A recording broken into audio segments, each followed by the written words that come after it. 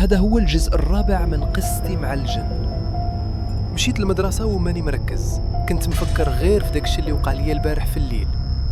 دخلت للقسم، الناس كيهضروا معايا ولكن ما كنفهمش شنو كيقولوا، غير كنحرك راسي وصافي.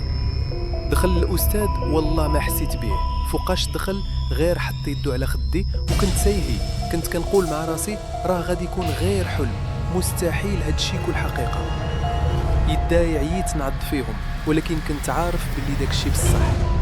سولتني الأستاذ مالك ما كتسمعش؟ قلت ليه اسمح لي عيان شوية.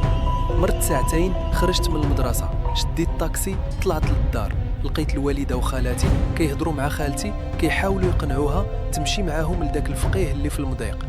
انا ما بغيتش يمشيو بيا، قالوا لي بقى مع خوك الصغير راه بوحدو. بقينا انا وخويا الصغير مع ديك الاربعه.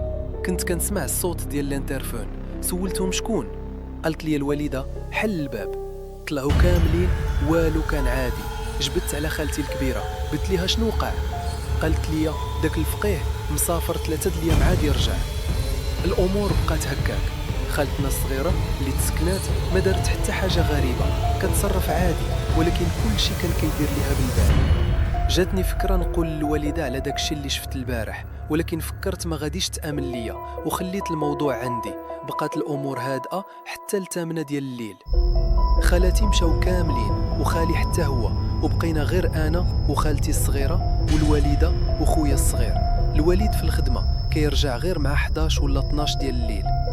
وصلت سعود، الوالده شعلت التلفازه وقبل معاه القران. خالتي قالت ليها طفي التلفاز، قالت ليها الوالده لا ما غنطفيش.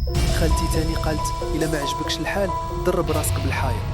الوالده بثقه قالت انا ما كنخافش من هاد الامور. خالتي منين سمعات سدات ودنيها وبداو كيقولوا طفي طفي طفي.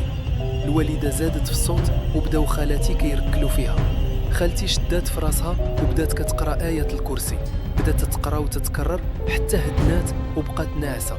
انا والوالده هزيناها وديناها لبلاصتها، بقات هكا مهدنا شويه. ومن بعد شي ساعه مع 10 ديال الليل فاقت وقالت خاصني نعطي شي وحدين يشربوا. سولنا شكون هادو؟ قالت صحابي فيهم العطاش. مشات للكراج والوالده سدات الباب عليها، خلاتها كتغوت بوحدها حتى نعسات. الوالد رجع. وهنا القصه ما سالاتش، حيث اللي جاي اخطر واعجب. اذا بغيت تعرف شنو وقع بعد ما تنساش دير لايك، شارك الفيديو وخلي تعليق ديالك باش تبقى متابع القصه كامله.